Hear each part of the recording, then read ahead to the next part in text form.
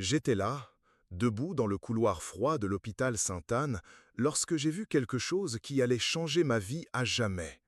Une douce lumière bleutée commençait à se former au-dessus du lit de soins intensifs où ma fille était hospitalisée depuis 4 jours dans un coma profond. Au début, j'ai pensé que c'était simplement le reflet des appareils médicaux, mais lorsque cette figure lumineuse a pris forme, lorsque j'ai vu le manteau bleu flotter dans l'air et ressenti cette chaleur inexplicable envahir l'environnement glacial, j'ai su que j'assistais à quelque chose que la médecine ne pourrait jamais expliquer. Je m'appelle Antoine, j'ai 35 ans et je suis professeur d'histoire dans un lycée de Saint-Denis. J'ai toujours été un homme de foi, mais une foi un peu endormie, vous savez. De celle que l'on porte dans son cœur, mais que l'on n'exerce pas tous les jours. J'allais à la messe de temps en temps, je priais avant de dormir quand je m'en souvenais, mais rien de très profond. Ma vie était concentrée sur le travail, la famille, les factures. Jusqu'à ce que tout change ce jeudi de mars. C'était une matinée ordinaire. Je me souviens qu'il avait plu pendant la nuit et que les crottoirs étaient encore humides, avec cette odeur de terre mouillée que j'ai toujours aimée. Ma fille Cécile, 6 ans, était excitée car c'était le jour de la représentation de danse à l'école. Elle avait répété pendant des semaines une chorégraphie sur les papillons et elle ne cessait de faire les mouvements dans la maison, tournant et sautillant avec cette énergie que seuls les enfants possèdent. Sophie, ma femme, était déjà partie travailler à la banque, donc c'était à moi de conduire Cécile. Elle était magnifique avec son uniforme scolaire et ses petites ballerines oranges qu'elle adorait tant. Sur le chemin, elle parlait sans arrêt de sa nervosité, mais aussi de son enthousiasme. « Papa, tu crois que je vais me souvenir de tous les pas ?» demandait-elle, faisant cette petite moue qui me faisait toujours fondre le cœur. L'école était à seulement 3 pâtés de maison, nous faisions toujours ce trajet à pied, c'était notre moment spécial de conversation. Mais ce jour-là, quelque chose était différent. Cécile semblait plus distraite que d'habitude, regardant le ciel comme si elle cherchait quelque chose. « Qu'est-ce que tu regardes, ma chérie ?» ai-je demandé. Elle a simplement souri et a dit « Rien, papa, je regarde juste les nuages qui ressemblent des anges. » Sur le coup, j'ai trouvé ça mignon, typique d'une enfant. Mais aujourd'hui, lorsque je me souviens de cette phrase, un frisson me parcourt l'échine. Nous étions à un pâté de maison de l'école quand cela s'est produit. Cécile a couru devant comme elle le faisait toujours, mais cette fois, je ne sais pas comment l'expliquer. Elle semblait ne pas voir le trottoir mouillé, ou peut-être a-t-elle trébuché sur quelque chose d'invisible. J'ai entendu le bruit de l'impact avant même de comprendre ce qui s'était passé. Un son sourd, terrible, qui résonne encore dans ma mémoire. Lorsque je suis arrivé jusqu'à elle, ma fille était inconsciente, saignant de la tête. J'ai crié au secours, je l'ai prise dans mes bras, les mains tremblantes. Une voisine a appelé une ambulance, mais je ne pouvais pas attendre. J'ai mis Cécile dans ma voiture et je me suis précipité à l'hôpital le plus proche, Sainte-Anne. Le trajet a été un flou de désespoir. Je lui parlais tout le temps. « Reste avec moi, mon amour. Papa est là. Tu vas aller mieux. » Mais elle ne répondait pas. Son silence était assourdissant. À l'hôpital, tout s'est passé très vite. Médecins et infirmières ont couru, ont emmené Cécile à l'intérieur, et je suis resté là, seul dans le couloir, les mains sales de sang et le cœur brisé. J'ai appelé Sophie, qui est arrivée en quelques minutes, pâle et désespérée comme moi. Le docteur Dubois, le neurologue, était un homme sérieux, d'une 50aine d'années, avec cette manière directe que les médecins ont lorsque la situation est grave.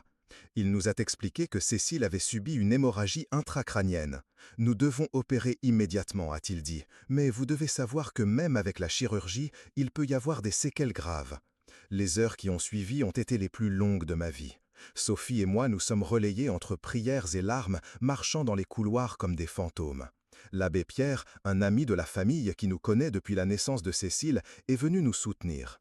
Il restait avec nous, priant à voix basse, tenant nos mains lorsque l'angoisse semblait insupportable. L'opération a duré 5 heures. Lorsque le docteur Dubois sortit de la salle, son visage n'apportait pas de bonnes nouvelles. L'opération a réussi à contrôler l'hémorragie, a-t-il expliqué, en levant sa charlotte chirurgicale. Mais Cécile est tombée dans le coma. Nous ne pouvons pas prévoir quand ou si elle va se réveiller. J'ai senti le sol s'effondrer sous mes pieds. Sophie s'est effondrée dans mes bras, sanglotant. L'abbé Pierre nous prit dans ses bras et murmura « Dieu a ses plans, ayons confiance ». Cécile a été transférée en soins intensifs, connectée à plusieurs appareils qui clignotaient et émettaient des sons constants. Voir ma fille dans cet état, c'était comme si une partie de moi était morte aussi. Elle semblait si petite dans ce lit d'hôpital, avec des tubes et des fils partout. Madame Durand, une infirmière chevronnée aux cheveux gris et à l'air maternel, est devenue notre ange gardien. Elle s'occupait de Cécile avec un soin particulier et trouvait toujours des mots de réconfort pour nous. J'ai vu beaucoup de miracles dans cet hôpital, disait-elle, en remettant la couverture de Cécile. Les jours s'éternisaient. Sophie a dû retourner au travail après 3 jours. Nous ne pouvions pas perdre notre emploi à ce moment-là. Alors je suis resté à l'hôpital pendant la journée. Je m'asseyais à côté du lit de Cécile, je tenais sa petite main froide et je lui parlais. Je lui racontais les collègues de l'école qui avaient envoyé des dessins, comment le jardin de notre maison était en fleurs, comment maman lui manquait. Le lundi de la 2e semaine, le docteur Dubois nous a donné une nouvelle qui nous a dévastés. Les examens montrent que l'activité cérébrale de Cécile est très faible, a-t-il dit, évitant nos yeux. Nous devons envisager la possibilité qu'elle ne se réveille pas. Il est important que vous vous prépariez émotionnellement. Ce soir-là, en rentrant à la maison, Sophie et moi avons pleuré jusqu'à ce qu'il n'y ait plus de larmes. Nous avons tout remis en question, notre foi, nos projets, le sens de la vie. Comment Dieu pouvait-il permettre qu'une enfant aussi innocente souffre ainsi? Pourquoi notre famille? Mais c'est à cette époque que j'ai commencé à remarquer quelque chose d'étrange. Tous les soirs, en arrivant dans la chambre de Cécile aux soins intensifs, il y avait un silence différent. Ce n'était pas seulement l'absence de bruit, mais une sorte de paix qui régnait dans l'air. Et toujours, je sentais comme si quelqu'un était là avec nous, une présence invisible mais réconfortante. L'abbé Pierre a également fait des commentaires à ce sujet. « Antoine, m'a-t-il dit un de ces soirs, vous sentez ça aussi, comme si nous n'étions pas seuls ici ?» J'ai confirmé que oui, et il a souri d'une manière mystérieuse. Parfois, quand la situation est plus désespérée, le ciel se rapproche de la terre. Si vous suivez ce récit et souhaitez continuer à recevoir des histoires réelles comme celle-ci, qui montrent comment l'impossible arrive parfois dans nos vies, abonnez-vous à la chaîne. Croyez-moi, chaque histoire que je partage peut toucher votre cœur d'une manière unique. La 4e nuit a tout changé. C'était un mercredi et l'hôpital était plus silencieux que d'habitude. Sophie était rentrée se reposer et je suis resté seul avec Cécile. Vers 2 heures du matin, j'étais presque endormi sur ma chaise quand j'ai senti un changement dans l'atmosphère. C'était comme si la température avait augmenté de quelques degrés, mais pas de manière désagréable. C'était une chaleur réconfortante, comme l'étreinte d'une mer. J'ai ouvert les yeux et j'ai réalisé que les lumières du couloir étaient plus douces. Les appareils qui faisaient toujours ce bip constant semblaient avoir changé de rythme, créant une sorte de mélodie douce et harmonieuse. Je me suis levé de ma chaise, confus, essayant de comprendre ce qui se passait. C'est alors que je l'ai vu. D'abord, ce n'était qu'un léger éclat sur le lit de Cécile, comme un reflet de lumière sur le mur. Mais l'éclat a commencé à grandir, à prendre forme. J'ai cligné des yeux plusieurs fois, pensant que j'hallucinais à force d'être fatigué, mais la vision persistait, de plus en plus nette. Une figure féminine a commencé à se former. Elle était translucide au début, mais petit à petit, elle a gagné en définition. Elle portait un manteau bleu qui semblait flotter sans vent, et ses cheveux étaient longs et bruns, encadrant un visage d'une sérénité que je n'oublierai jamais. Ses mains étaient tendues au-dessus de Cécile, ne la touchant pas, mais irradiant cette lumière douce et dorée. Mon premier instant a été de courir, d'appeler quelqu'un, de crier, mais je n'arrivais pas à bouger. Ce n'était pas de la peur, c'était de la révérence. Une paix profonde m'a envahi, comme si toutes mes angoisses et mes douleurs avaient été suspendues un instant. La figure, et je savais au fond du cœur qui elle était, même sans avoir jamais vécu une expérience pareille, s'est légèrement penchée au-dessus de Cécile. Je n'ai pas entendu de parole, mais j'ai senti une communication se produire. C'était comme si elle parlait à ma fille dans un langage qui transcendait les sens physiques. L'atmosphère a été remplie d'une douce musique, comme un chœur lointain chantant une mélodie que je n'avais jamais entendue, mais qui semblait familière à mon cœur. Des larmes ont commencé à couler sur mon visage sans que je m'en rende compte. Ce n'étaient pas des larmes de tristesse, mais une émotion si profonde que je n'ai pas de mots pour la décrire. Puis quelque chose a changé tout. La figure a tendu une de ses mains vers le visage de Cécile. « En 30 ans de médecine, je n'ai jamais vu une telle guérison », a-t-il admis devant moi et Sophie. Les examens montrent une régénération neuronale qui, scientifiquement, serait impossible dans ce délai. Je n'ai aucune explication médicale à ce qui s'est passé. Cécile est restée hospitalisée 3 jours de plus pour observation. Et pendant ce temps, quelque chose de magique s'est produit. Elle a commencé à dessiner. Madame Durand avait apporté du papier et des crayons de couleur, et ma fille a passé des heures à dessiner la même image. Une femme en robe bleue, auréolée d'une lumière, tendant les mains au-dessus d'un lit d'hôpital. Les dessins étaient impressionnants pour une enfant de 6 ans. Il y avait des détails que je n'aurais même pas pu reproduire. Les plis de la robe, l'expression sereine du visage, même la disposition des équipements médicaux dans la chambre. Lorsque d'autres patients et leurs familles ont vu les dessins, ils ont commencé à s'approcher, curieux. Cécile racontait son histoire avec la simplicité d'une enfant, mais ses mots touchaient profondément ceux qui l'écoutaient. Lorsque nous avons finalement ramené Cécile à la maison, notre vie avait complètement changé. Non seulement par la joie de la voir de retour, mais par la transformation que cette expérience a provoquée en chacun de nous. Ma foi, auparavant endormie, était maintenant vive et active. Sophie, qui a toujours été plus rationnelle, a commencé à fréquenter régulièrement l'église.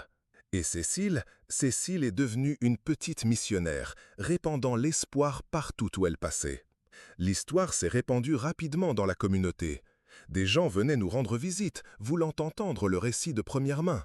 Certains venaient par curiosité, d'autres par désespoir, cherchant une étincelle d'espoir pour leur propre lutte. Aujourd'hui, lorsque je regarde en arrière, je réalise que cette expérience n'a pas seulement concerné la guérison de Cécile. Il s'agissait de réveiller en nous une conscience plus grande du sacré qui imprègne nos vies. Il s'agissait de comprendre qu'il y a des forces dans l'univers qui dépassent notre compréhension, mais qui agissent avec amour et compassion. Je travaille toujours comme professeur, mais maintenant ma perspective sur la vie est complètement différente. Je vois chaque jour comme un cadeau, chaque instant avec ma famille comme une bénédiction.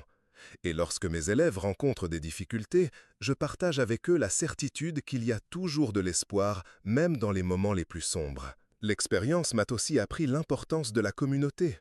Pendant ces jours difficiles à l'hôpital, ce ne sont pas seulement les médecins et les infirmières qui nous ont soutenus.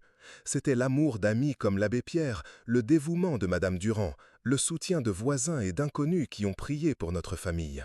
Sophie dit toujours que ce furent les pires et les meilleurs jours de nos vies.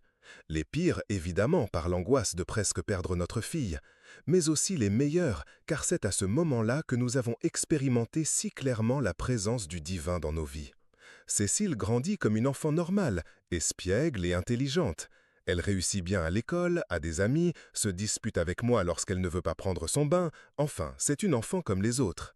Mais il y a des moments où je vois dans ses yeux une sagesse qui dépasse son âge, comme si elle gardait des souvenirs d'un endroit qu'elle a brièvement connu et où elle sait qu'un jour elle retournera. Parfois, des gens me demandent si je crois vraiment avoir vu Notre-Dame cette nuit-là. Ma réponse est toujours la même.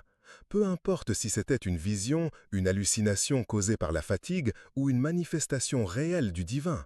Ce qui compte, c'est qu'à ce moment-là, lorsque j'avais le plus besoin d'espoir, il est apparu. Et dans le sillage de cette expérience, ma fille a guéri, ma famille s'est renforcée et ma foi s'est transformée. Aujourd'hui, 3 ans plus tard, je vais encore de temps en temps à l'hôpital Sainte-Anne. Non pas comme un père désespéré, mais comme un bénévole. Je parle à d'autres familles qui vivent ce que nous avons vécu. J'offre une parole de réconfort, je partage l'espoir que j'ai reçu. Et toujours, je garde sur moi un des dessins de Cécile, ceux qu'elle a fait à l'hôpital, montrant une silhouette bleue tendant les mains au-dessus d'un lit. Quand je les montre à d'autres, je vois dans leurs yeux la même chose que j'ai ressentie cette nuit-là, une étincelle d'espoir s'allumant au cœur des ténèbres. S'il y a quelque chose que j'ai appris de tout cela, c'est que les miracles existent, mais pas toujours comme on l'attend. Parfois, le miracle n'est pas la guérison physique, mais la paix que l'on trouve au milieu de la tempête. Parfois, ce n'est pas la solution à nos problèmes, mais la force de les affronter. Et parfois, comme dans notre cas, c'est une intervention si claire et si puissante qu'elle transforme non seulement une vie, mais toutes celles qui l'entourent. Aujourd'hui, lorsque je couche Cécile et qu'elle me demande de lui raconter une histoire, je lui demande laquelle elle veut entendre. Souvent, elle me demande de lui raconter ce jour à l'hôpital où la jolie dame est venue me voir. Et je le raconte toujours avec la même émotion que la première fois. Car je sais que ce n'était pas seulement une histoire. C'était le jour où le ciel a touché la terre et nos vies n'ont plus jamais été les mêmes. Si vous êtes arrivé jusqu'ici dans ce récit, sachez que ce n'est pas un hasard.